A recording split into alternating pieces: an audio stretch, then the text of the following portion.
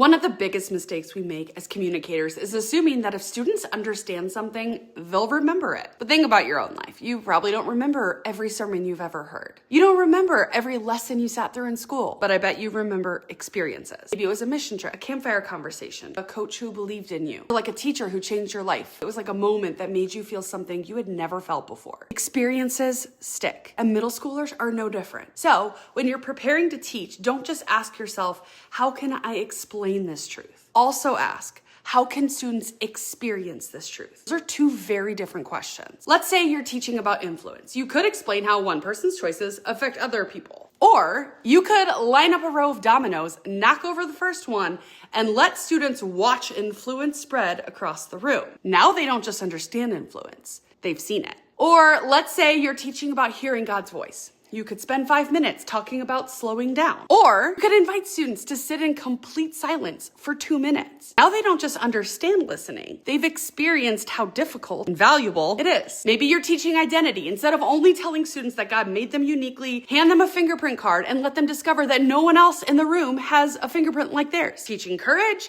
Instead of only talking about peer pressure, give students real life scenarios and have them physically choose which side of the room they would stand on. When students move, when they create, when they feel, when they laugh, when they wrestle with something, they are much more likely to remember what you taught. The experience becomes the hook that holds on to the truth. Now, this doesn't mean every message needs a game or an object lesson. Sometimes the experience is silence. Sometimes it's prayer. Sometimes it's writing something down. Sometimes it's serving someone. Sometimes it's simply having the courage to share something personal in a small group. The point isn't to entertain the students. The point is to help them encounter the truth in a way they can see, feel, or participate in. So, here's the challenge. The next time you're preparing to teach, don't stop after asking, how can I explain this? Ask one more question. What's the experience? Because students rarely remember everything we say, but they almost always remember what they experience.